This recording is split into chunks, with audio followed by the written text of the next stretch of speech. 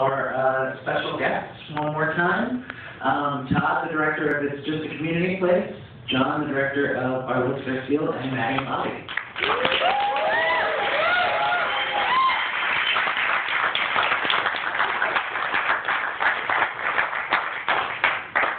It's kind of hard to see with the light here, but I'm gonna, if you guys have any questions, raise your hand. Do you like the song? Yeah. Okay, I don't have much to say, so, what do you guys want to say? For all those who are curious, Ryan and I are still together. And afterwards, he was really supportive of it, so. And by the way, I hadn't seen the movie before tonight. This is actually cool about it, too. There's a question over here. Yeah, I think the first point where I lost it was when I started to see the comments coming in on the chat. The first one, I guess, was the 16-year-old from Australia, and I heard people around me sobbing also. And I was wondering if you guys were aware during that time of what people were saying, or after it was all over, did you ever have a chance to go back through the recorded chat and look through all the comments? Well, the thing that the movie doesn't tell you, that our account for YouTube tells us, is that actually altogether, at some point, there are almost 500,000 viewers to our account, and we crashed the website because we had so many views. And then they started viewing it on other websites we don't even know to this day. And I remember my boss at work at TCJ was telling me that they were watching it in their house, her and her roommate, and that the comment section was going so fast we couldn't even read it anymore by the end of it. So we have not got past her. Have you, Bob? No, I didn't, but we did receive emails afterwards. I got an email from this boy in some state, and he told me that because of what we did, he had the courage to come out to his family. So that alone is worth the entire trip, in my opinion. So we received many emails similar to that as well, saying to us that people got encouragement from what we did, and that was completely worth it. I even get Facebook chat messages from people who are looking for a loving relationship advice, little 16-year-old gay girl. It's interesting. I would respond because it's love. Thank you. Next question? Back there. I just want to ask either Matty or Bobby, does the other one write or call or send flowers anymore? I'm really only kidding about that, but I just want to say it was a really moving film to the filmmaker, and thank you guys for doing it. It really is. Thank you. Thank you. Thank you. This is the other director.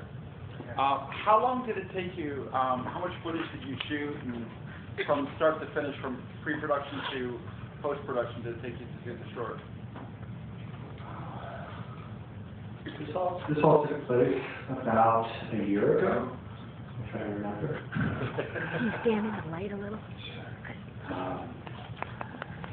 But we met the couple in February, so the year of February, and we were doing a lot of research in the neighborhood, trying to figure out really what the story was going to be.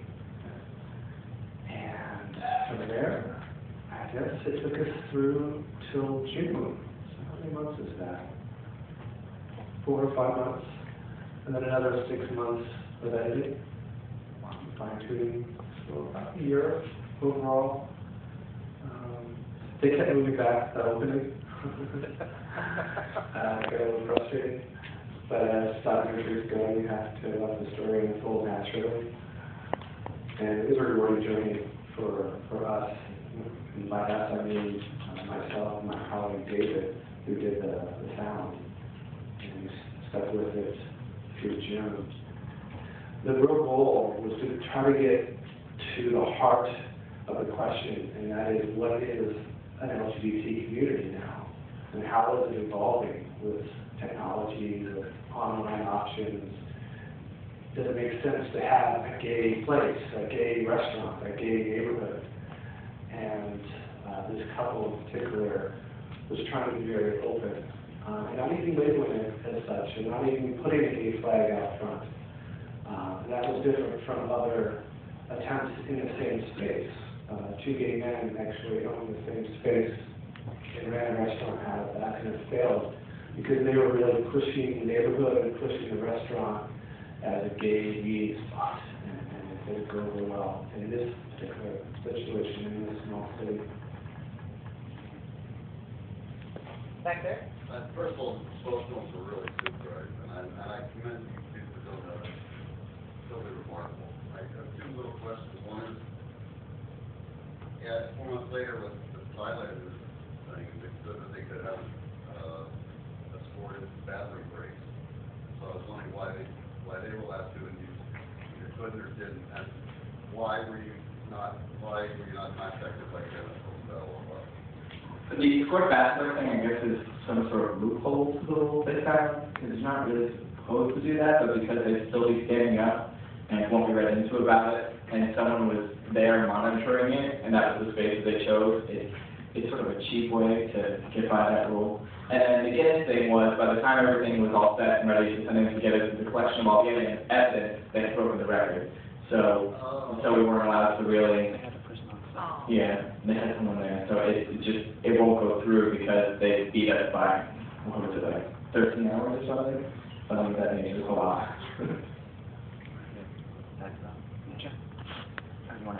Yeah, I just want to say the Thailand event, I'm pretty sure had like a corporate sponsor and a cash prize, so there was media there already, and they had like an enclosed area.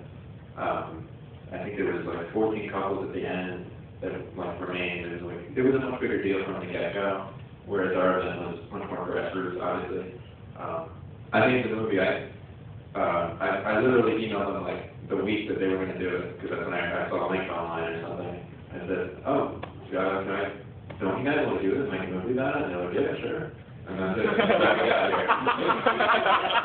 Compare that to a corporate sponsored major event, and yeah, I'm still kind of upset with the bathroom break. They didn't have it.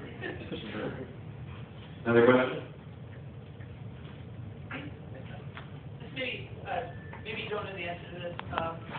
It said that they were, that they arrested the guy who was shouting nasty things to you guys. How, for what? I don't know, it just seems a little strange to me. Like, I wouldn't think somebody walking down the street here in Philly who said something like that, I don't think you could ever get the police interested in arresting them. Is that because you were on a college campus maybe, or is it just different in New Jersey, or how does that work? Well, we had filed a thing with actually the police beforehand. The administration was very aware of what was going on with us, and the student population was not. And they had asked us beforehand why we wanted to do that, because we were, obviously we were afraid of the haters, but it was easier just to have the administration on it. So we had like a special events thing with campus police. So they were interrupting an event. And because they were doing that, and because they were also shouting anti-hate slurs, it was considered a hate crime in that scenario. So they had approached us and said, we apprehended him, what would you like to do? And that was the solution we came up with. I think it was a great alternative solution, though. Thanks for doing it that way. It's really good. Thank you. Did you believe the apology was sincere? From what Matty and I both felt at the time afterwards, we didn't feel it was that sincere at all. But just the fact that we got him to go on camera and apologize in person and to his face was worth it. And also, from what I recall, even though he doesn't say his last name, from what our friends were telling us on the live feed and people were texting into us, people were actually able to find out who he was through Facebook. So in a matter of like 15 minutes, we had people telling us we know who he is. It was kind of a good situation for him. Wow. Is there another question in the back? Yeah, I got a question. The last couple hours that you were kissing seemed really rough, and how hard was that? The very end. It was very rough, actually. Earlier in the day, I actually started getting very overheated. So that's why I saw Matty put the water on the back of my neck. It was very hot that day, and it was later on that our muscles started cramping up, and Matty's legs started to get really, really, really cramped up. So I had to calm him down and massage him literally and relax him, because he was starting to reach the breaking point. Those last 15 minutes were really critical. And for like the next couple of days, there were a lot of crazy things going on about it. I know my lips were known for 2 days, and yours were too. We had a couple of interviews, and we're like talking cars, blowing our words, and we're talking to the interviewers because our lips were so known. And my legs were literally twice the size that they were and red for 4 or 5 days. It was so swollen. I had a friend carry me up to my apartment building. Same here. Luckily, my friend Brittany and some of my other friends carried me back to my room quite literally. And my legs hurt so much the next morning that the rubbing of the sheets on my legs actually hurt a lot. But then I was there by myself and I had to go to the bathroom, which is only down the hall, and I was like, I literally walked an inch every footstep, so that was terrible. But Would you do it again? Something is my answer to this, which is, yeah. I mean, it's not just about quality after you do it, you want that record. But still yet to be seen. Start now. We've had some strange offers and how and where to do it. We'll see what the future holds when the time's right. It is right. Also, how much beyond the previous record was your intent? 1 minute, 1 hour, how far? 23 minutes. How'd you come up with that? Because we were going to go to 33 hours, make it even 33, and I was like, Bobby, I can't. We broke the record, we got 20 minutes on them, I need to stop. I could have kept going, but, whatever.